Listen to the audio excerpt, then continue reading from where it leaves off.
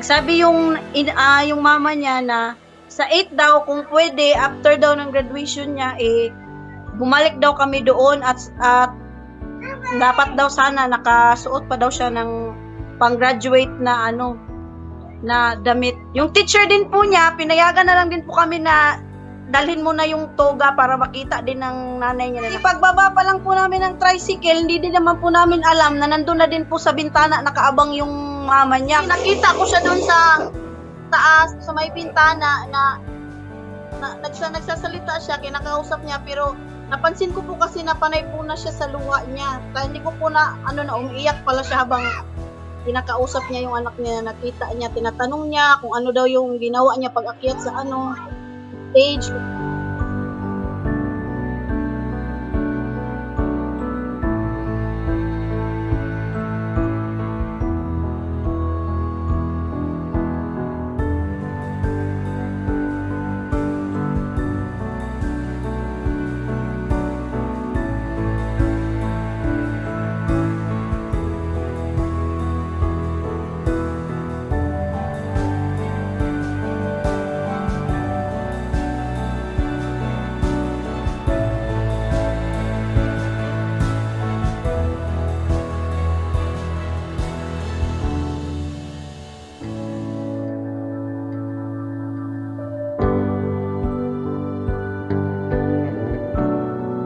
Sa gabi po, nung unang nakulong po siya, yung mama po namin hindi po halos makatulog.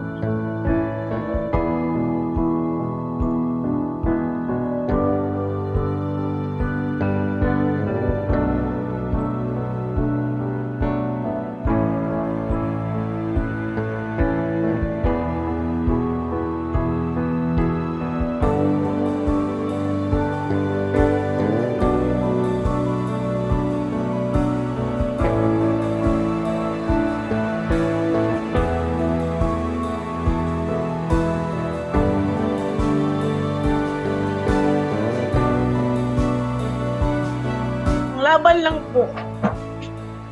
Huwag po siyang mawala ng pag-asa.